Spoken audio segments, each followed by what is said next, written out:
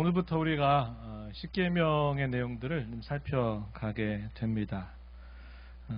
우리가 잘 알고 있는 것도 있고 또 생소한 내용들도 있을 터인데 십계명을 하나하나 살펴가면서 구원받은 저희들에게 우리 하나님께서 무엇을 기뻐하시는가 하는 것들을 함께 생각해 보겠습니다.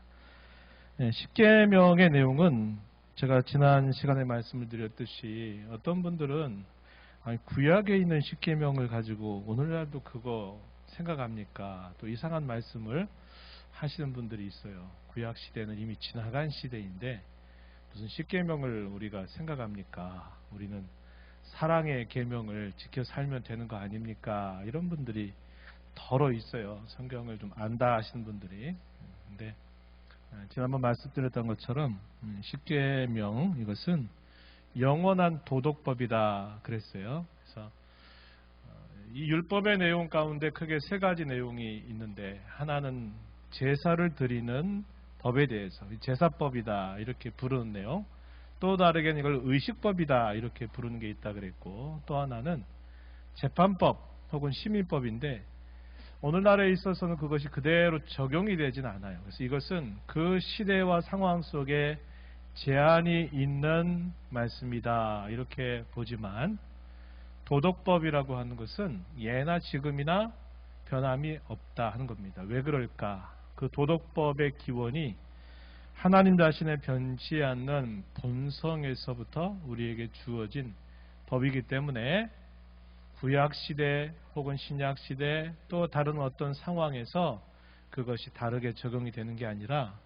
모든 하나님의 백성들에게, 좀 더 엄밀하게 말하면 믿지 않는 사람에게조차 이 십계명은 지켜야 될 법으로 주셨다는 겁니다. 그리고 이 계명이 이렇게 성문화된 형태로 우리가 잘 아는 대로 돌판에 새겨져 가지고 주어지지만, 이 돌판으로 세워져서 처음 주신 계명이 아니라 제가 지난번 말씀드렸듯이 하나님이 우리 사람을 그의 형상을 따라 지으실 때부터 우리 사람 마음속에 마음에 새겨두신 율법이다 그랬습니다. 그래서 이걸 뭐라고 다르게 말하냐면 우리 많이 쓰는 말 양심이라고 부르는 겁니다.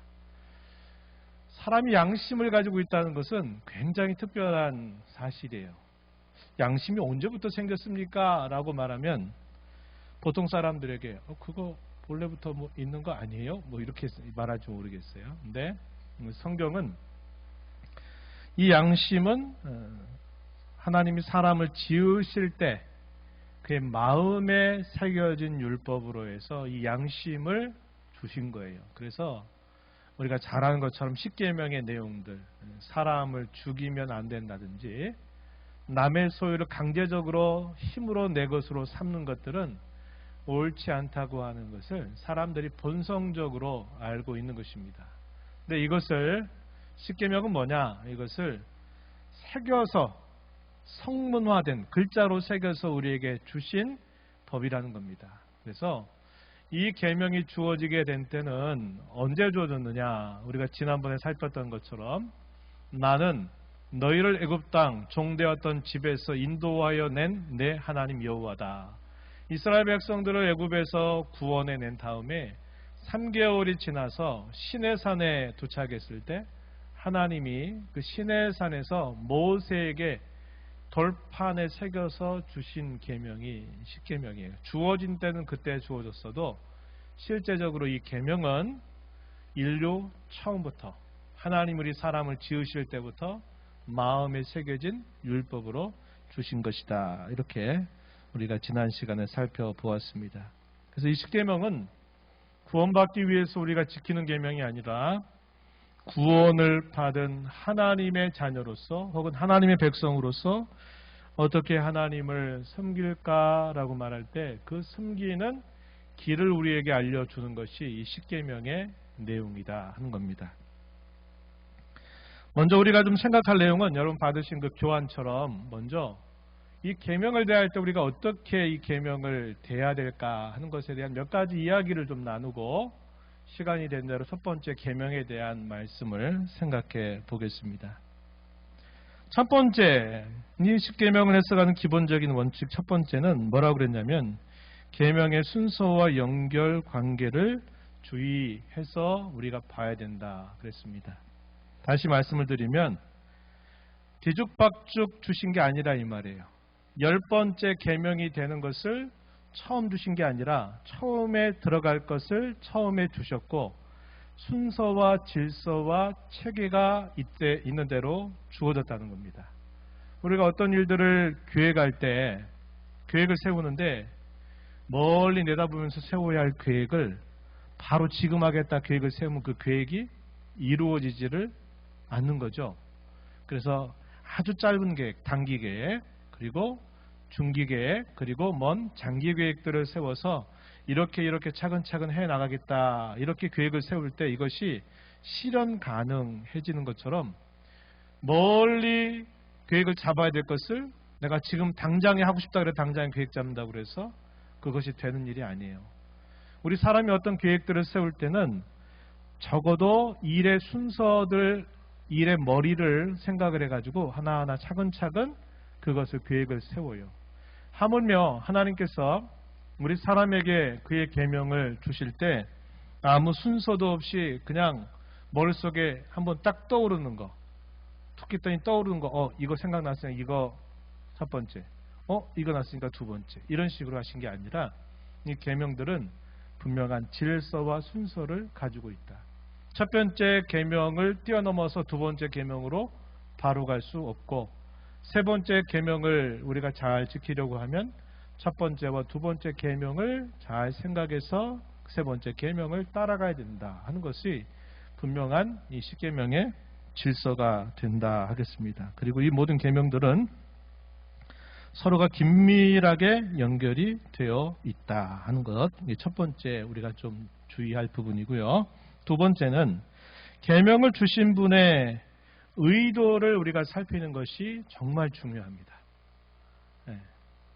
법적인 어떤 문건을 쓰게 될 때는 내가 분명히 할 말을 그 법적인 문건 안에다가 정확하게 표현을 해야지 요거 한마디 말하면 알아서 다 알겠지 이렇게 표현을 하면은 그런 부분들이 아무리 심정적으로 이렇게 이해가 돼도 법조문 앞에 그것이 표현이 되지 않는다면 효력이 없는 거죠. 그래서 우리가 법이나 이런 걸 다룰 때에는 그런 계명들을 가급적 정확하고 구체적으로 상세하게 기록을 해야 되지만 그러나 하나님께서 우리에게 이러한 십계명을 주실 때 그 전달하는 문장은 매우 짧은 문장이에요. 첫 번째 계명이 오늘 우리가 읽었던 말씀처럼 너는 나 외에 다른 신들을 내게 두지 말아라. 아주 명료하고 짧은 문장이지만 이러한 문장을 주실 때에 우리가 뭘 생각해야 되냐면 그 계명을 주신 하나님께서 어떠한 기대를 가지고 어떠한 목적을 가지고 어떠한 동기를 가지고 이런 계명을 주시는가를 헤아리는 거죠. 그러면서 이 계명을 보면 이 계명이 단순히 요거 하나 지키면 된다라고 말하는 게 아니라 이 안에는 굉장히 많은 것들이 표현이 되어 있다는 것을 우리가 읽게 된다는 겁니다. 자녀를 길러봐서 알겠지만 자녀에게 어떠한 부모가 어떤 이야기를 부탁할 때는 분명히 그 자녀에 대한 기대가 있고 그런 부탁을 할 때 어떤 의도가 있어요. 그런데 그 자녀가 그런 부모의 어떤 기대나 바람은 전혀 생각지도 않고 해라, 하지 마라, 했다, 하지 않았다, 했다, 하지 않았다 이것만 붙들고서 내가 엄마 아빠 말씀 잘 지켰다고 안 지켰다고 이렇게 말할 때는 좀 아쉬움이 남는 거예요. 왜 부모가 그 아이에게 그걸 이야기할 때 지혜로운 아이는 왜 그런 말씀을 하시는지를 생각하면서 그것을 따르는 거죠. 하나님께서 우리에게 주신 계명이 그와 같아요. 그래서 우리가 계명을 생각할 때는 내가 그것을 어떻게 받아들이나 보다 더 우선적인 것은 하나님이 어떠한 동기와 기대와 목적을 가지고 주시는가 하는 것을 헤아리면서 계명을 봐야 된다 하는 겁니다. 그래서 어떤 것을 일반적으로 말할 때 어떤 것을 해라, 반대로 하지 말아라 하는 이런 명령을 주실 때는 그것만 지키면 된다가 아니라 최소한의 그런 정도는 해야 될 것을 말해주는 기준이 된다 하는 겁니다. 그래서 외적인 행동만 하고 안 하고를 따라서 계명을 지켰다고 말하는 것은 여전히 하나님의 계명을 잘 이해하지 못하는 것이 되고 내적인 동기를 잘 살펴야 된다 하는 겁니다. 이러한 구체적인 예를 예수님께서 산상수훈에서 분명하게 말씀해 주셨죠. 당시의 종교 지도자들은 뭘 가르쳤냐면 문구만 가르쳤어요. 문구만.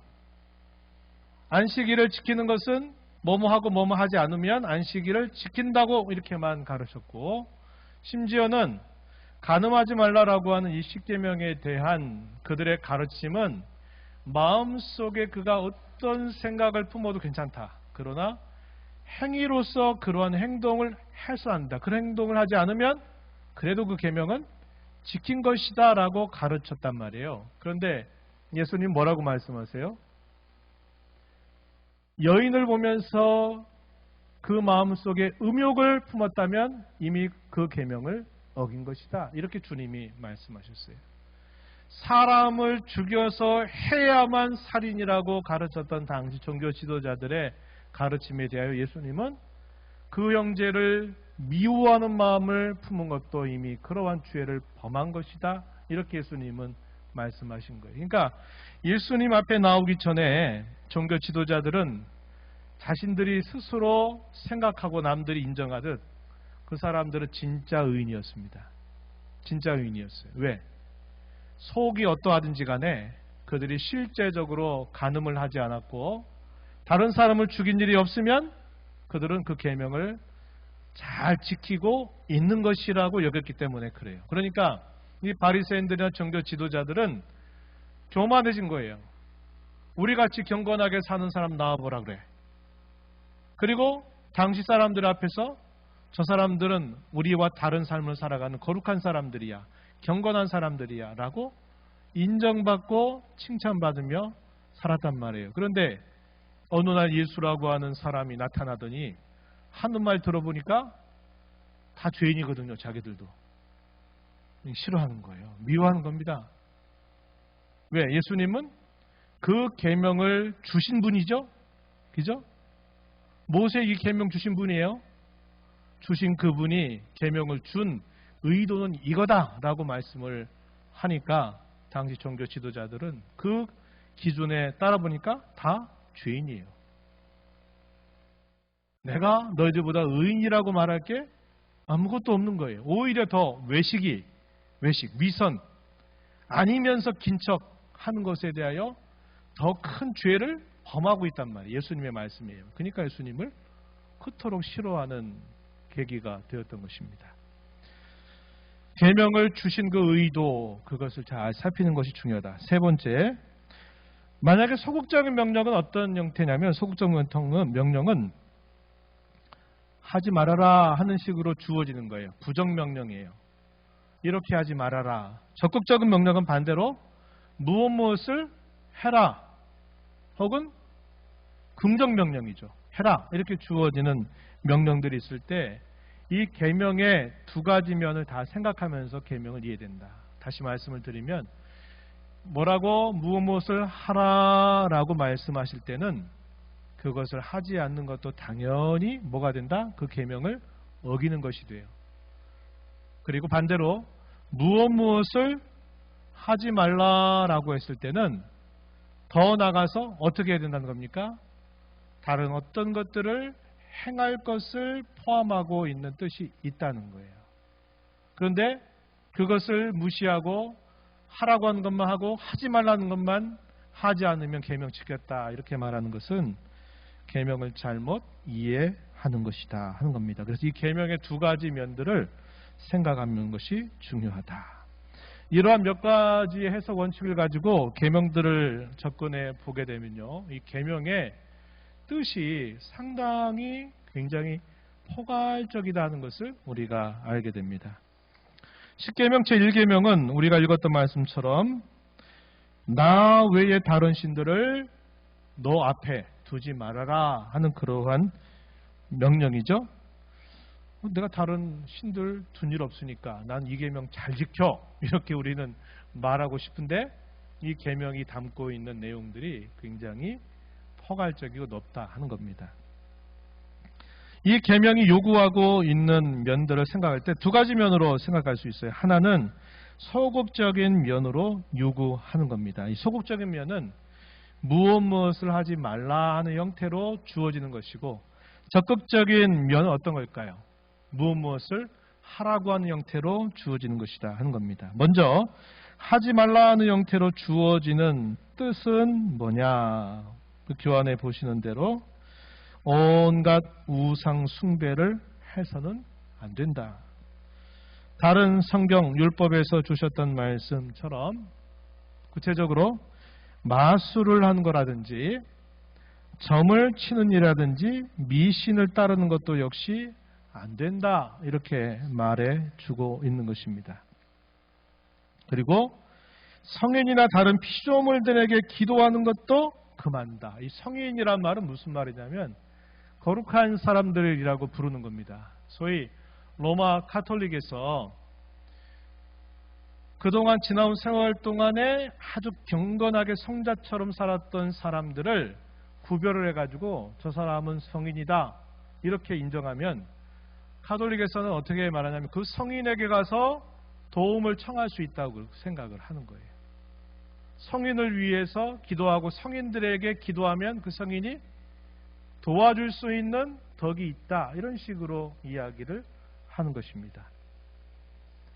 성모 마리아는 예수님을 낳아준 어머니라 그러니까 거룩한 어머니, 또 예수님의 어머니니까 신의 어머니까지 이렇게 마리아를 또 높이기도 하고, 이 마리아 상 앞에 가서 또 기도하잖아요. 도와달라고 이렇게 기도합니다. 이런 것들은 절대 금지다, 이 말이에요. 성인이나 다른 피조물에게 기도하는 것을 금한다 하는 겁니다. 이에 대한 구절을 좀 볼까요? 요한 1서 5장 21절 말씀, 우리 한 목소리로 함께 말씀을 읽어봅니다. 시작. 자녀들아, 너희 자신을 지켜 우상에게서 멀리 하라. 우상들, 모든 갖가지 우상들로부터 멀리 할 것을 요구하고 있다 하는 겁니다. 그리고 요즘에도 많죠. 요즘에도 선거 때 입시철 되면 또 막 이렇게 가서 물어보고 막 하고 싶어하는 이 마음들, 점치는 것, 마술, 미신, 이런 것들에 대해서 하나님은 엄격하게 이런 것들을 금지시키셨어요. 신명기 18장 9절 이하에 보면은 이렇게까지 말씀하십니다. 제가 읽어드릴게요. 내 하나님 여호와께서 내게 주시는 땅에 들어가거든, 어디입니까? 약속의 땅 가나안이죠. 가나안에 들어가거든 너는 그 민족들의 가증한 행위를 본받지 말 것이니 그의 아들이나 딸을 불 가운데로 지나게 하는 자나 점쟁이나 길흉을 말하는 자, 요술하는 자, 무당이나 진언자나 신접자나 박수나 초혼자를 너희 가운데 용납하지 말아라. 가나안 정교가 굉장히 당시에 큰 문제거리가 됐단 말이에요. 결국 이스라엘 역사는 이 가나안 종교를 극복하지 못했다는 것을 보여줘요. 그래서 결국 패망을 당하게 된 일의 근본적인 계기는 이 우상을 근절하지 못한 것입니다. 가나안에 존재하고 있었던 우상들을 결국 극복하지 못해서 결국 그런 일을 당하게 된 것을 보게 돼요. 이것은 그러한 일이 분명히 있을 줄 아신 하나님은 너희가 이제 약속의 땅 가나안에 들어가면 그러한 자들을 멀리 해라, 이렇게 말씀을 하신 겁니다. 사람, 하나님이 아닌 다른 존재, 예를 들면 이 요한계시 19장에 보면 어떤 이야기가 나오냐면 사도 요한이 자기를 인도하는 천사를 향해서 경배하고 천사를 향해서 뭔가 그가 높이 숭배하는 태도를 갖게 됐을 때 이 천사가 아주 엉금해요. 엄하게 금합니다. 절대로 내게 이렇게 하지 말아라. 모든 영광과 존귀와 경배는 오직 하나님께만 들어줘야 된다. 이렇게 말합니다. 요한계시록 19장 10절 말씀 우리 함께 한 목소리를 읽어봅니다. 내가 그 발 앞에 엎드려 경배하려 하니 그가 나에게 말하기를 나는 너와 및 예수의 증언을 받은 내 형제들과 같이 된 종이니 삼가 그리하지 말고 오직 하나님께 경배하라. 예수의 증언은 예언의 영이라 하더라. 우리 새 친구들, 우리 똘망똘망한 새 친구들이 아주 힘차게 읽어줘서 고맙습니다.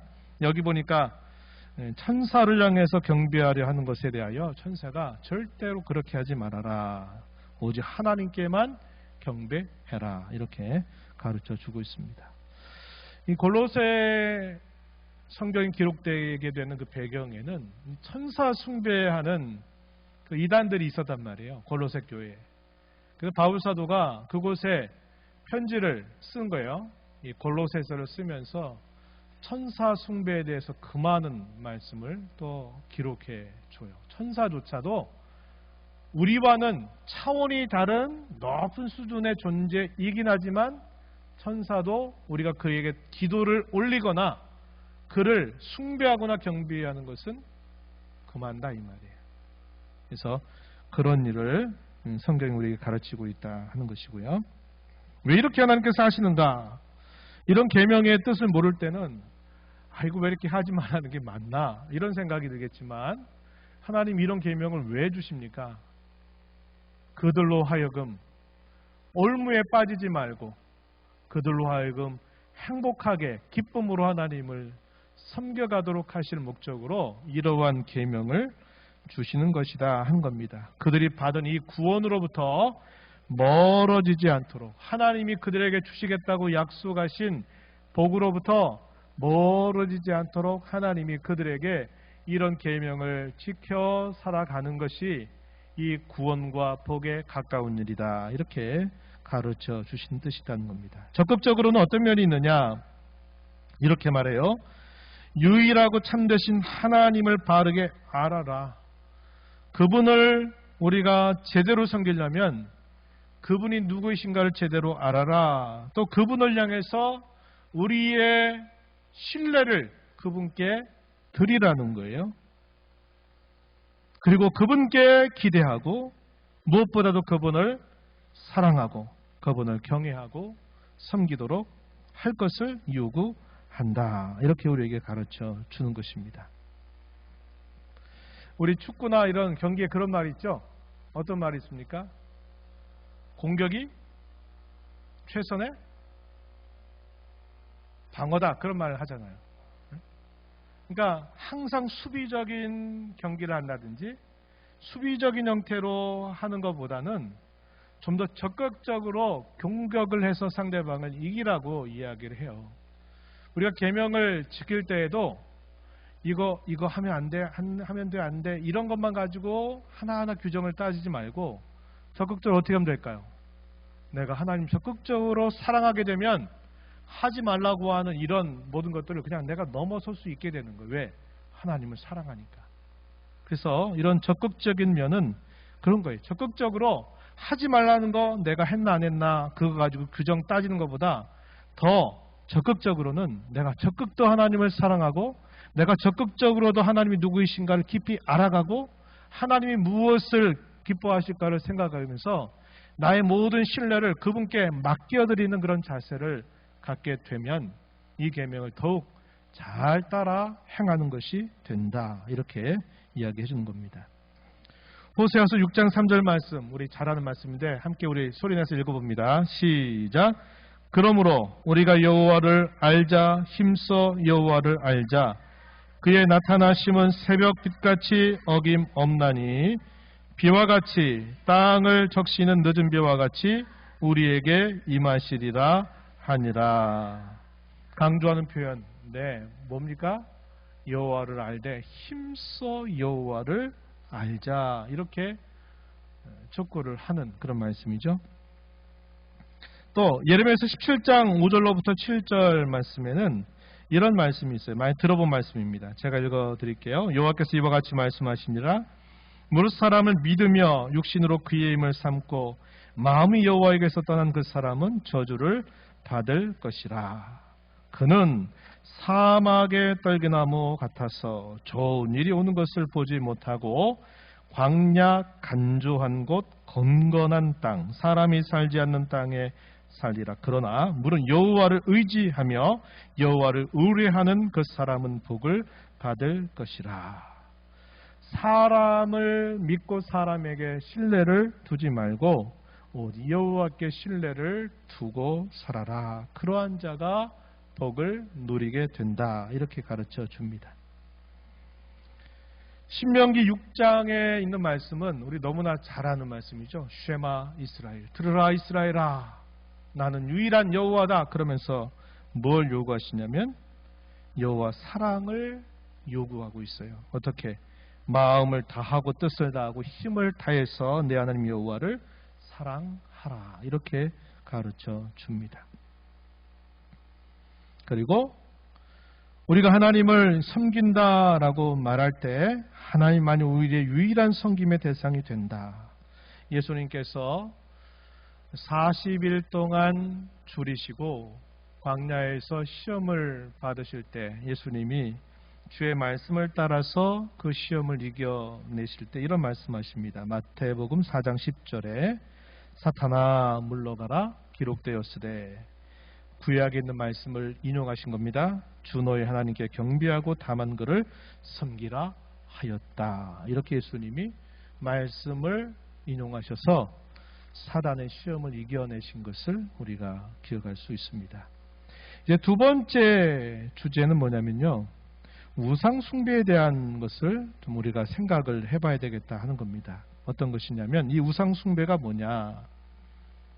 이것은 말씀으로 자신을 계시하신 유일하고 참되신 하나님 대신 하나님 외에 혹은 하나님과 나란히 두거나 다른 어떤 것을 신뢰하거나 고안하여 소유하는 것, 이것을 두고 우리는 우상 숭배라고 정의할 수 있다. 이렇게 정리합니다. 하나님을 대신한 것은 두말할 필요가 없죠. 하나님의 자리를 다른 것으로 바꿔버린 건 두말할 필요 없이 그것은 계명을 어기는 일입니다. 그렇죠? 그러나 그 정도만이 아니라 뭐라고 또 말했어요? 하나님과 견주어서 다투게 하는 거.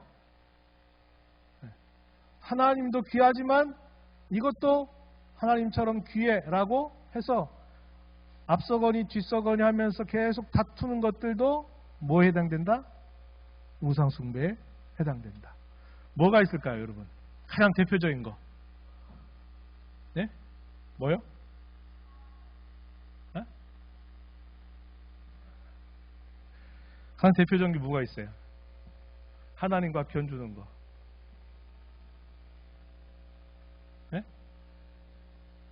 돈. 네. 머니, 돈입니다, 돈. 예수님께서 마태복음 6장에서 산상수훈 가운데 그런 말씀하시잖아요. 너희가 하나님과 재물을 뭐 할 수 없다? 겸하여 섬길 수 없다. 이것을 사랑하거나 이것을 미워하거나 이렇게 하라고 그러죠. 그래서 구약시대 때부터 사람들이 결국 물질, 돈, 권력, 힘 이런 거에 다 아부하잖아요. 오늘날도 마찬가지 아닙니까? 오늘날 정치인들도 이런 것들에 따라서 이렇게 붙었다 저렇게 붙었다, 거짓말했다가 이렇게 이런 식으로 되는 사람들이 적지 않잖아요. 예나 지금이나 사람들이 돈을 소유하는 거, 거기에 따라오는 권력과 힘, 이것의 위력이 막강하다고 여기는 거예요. 많은 사람들이 하나님의 이름 불러가지고 자기 물질적인 필요 채우려고 신앙생활하는 사람들이 또 있어요. 이것도 엄밀한 정에 따르면 우상숭배로부터 자유롭지 못한 것이에요. 그래서 우상숭배가 되는 것은 하나님 자리를 바꿔버리는 것은 두말할 필요도 없지만 하나님 자리처럼 높이 견주는 것, 그것이 어떤 것이라도 그것도 역시 우상숭배에 해당이 된다. 이렇게 말하는 것입니다. 우상을 섬긴다고 하는 것은요, 그 배후의 영적인 세력을 섬기는 것이기도 합니다. 그리고 이 우상을 섬기다 보면요, 어떻게 될까요? 흐르는 시간 속에서 그 우상을 내가 닮아가게 돼 있어요. 우리가 하나님을 섬겨 오잖아요. 하나님을 섬기다 보면 실수가 있고 허물이 있고 연약함이 있어도 어떤 일이 우리에게 따라오냐면 하나님을 닮아가는 모습이 나타나게 돼 있어요. 우리가 우상을 숭배하면 그 우상을 닮아가는 모습이 따라오게 돼 있다 하는 것을 우리가 꼭 기억해야 합니다. 고린도전서 10장 19절 20절 말씀에 이런 말씀이 있어요. 우리 함께 읽어볼까요? 시작. 그런즉 내가 무엇을 말하느냐? 우상의 제물은 무엇이며 우상은 무엇이냐? 무릇 이방인이 제사하는 것은 귀신에게 하는 것이요 하나님께 제사하는 것이 아니니 나는 너희가 귀신과 교제하는 자 되기를 원하지 아니하노라.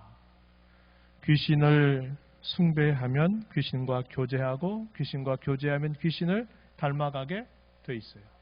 그러한 일에 동참하지 말아라. 마태복음 6장 24절 아까 제가 드렸던 그 말씀의 내용입니다. 우상은 고대 세계에는 보이는 형상으로 많이 만들어졌어요.